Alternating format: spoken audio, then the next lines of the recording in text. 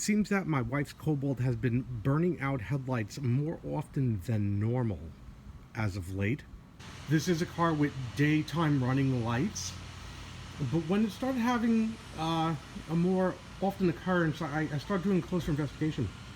And there are a couple of reasons why it could happen. You could have the crappy lights, or you could have moisture getting in the headlight area, or the third one, and the one that I believe it to be, is excessive voltage on the regulator. Now, the voltage is not terrible on this car, but I do see it's just around 15 volts.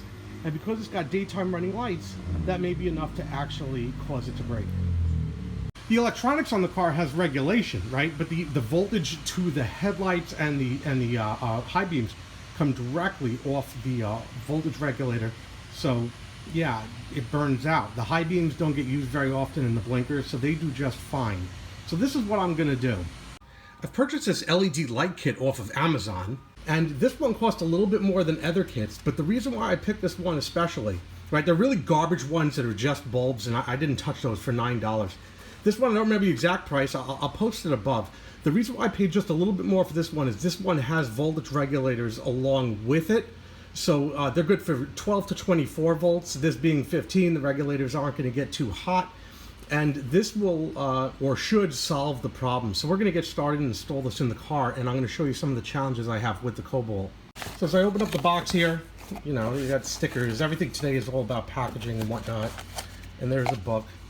And we got these lights here. Here's the individual light, and apparently now the big thing is to have like little fans on them. I don't know if that provides any real value. This is the bulb proper, right? You could see how it's got that flat surface for the H1, right? A little debris from here. Little flat surface from the H1 style, right? And off to the back here is a heat sink with some sort of fan. But like I said, the reason why I got these particular ones is because it does have regulation, right? And that's what I really wanted. On the end of the regulation is the standard fittings that you would find for H1. So we're going to install this in the car. I'll point out that the bulb we're working with, the one showed here, I've removed the rubber cap, has very little clearance. We could see that there's a plastic molding that sort of juts out over here. I may have to shave back that plastic molding to provide more clearance for the new light, but I won't know how much until I get this out of here. Not going to be a big deal.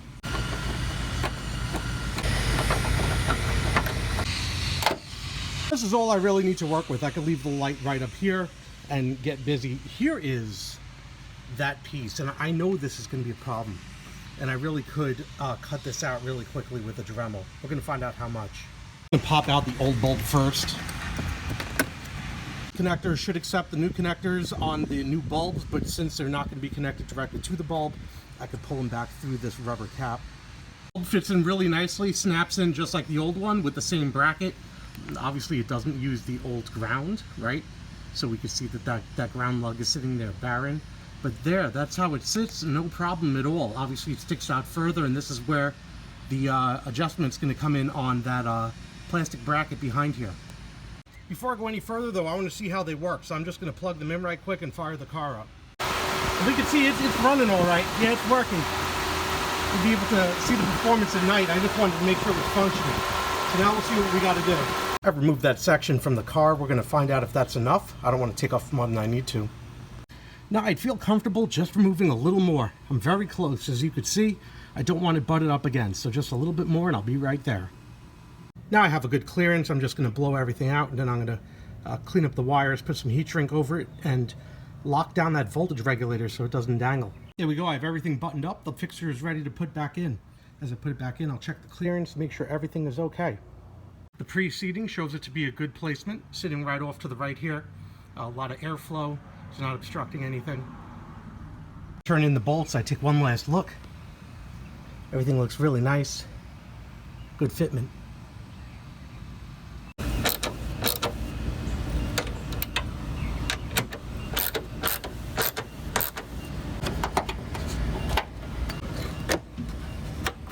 Installation's complete on this side. Let's try it out one more time.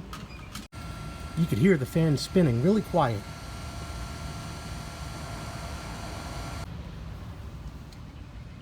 See the headlights working just fine.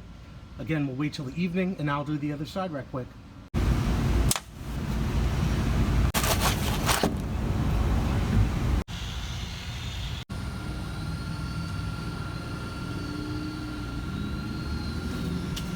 Other lights looking good.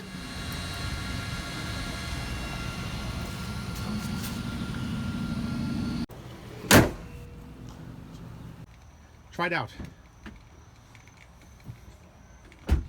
The commander will now try it out. Oh, look at that. Nice and bright. It's not even nighttime out yet. It's sort of dusk, as it were.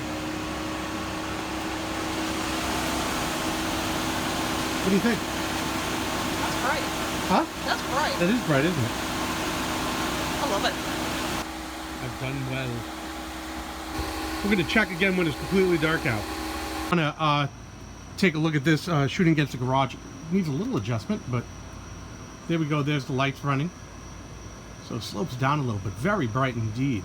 Yeah, they're brighter than the halogen bulbs, that's for sure. So that definitely works. That's 2 meters away from the garage door. So that's about 60 up, 2 meters away. So it looks good. Definitely looks nice. Let's go around the front one more time. Yeah, and this is already nighttime. So it's looking really good. I think this concludes. You happy? I am. Wife is happy. I hope you enjoyed this video. Thanks for watching. I'm done. You make it run.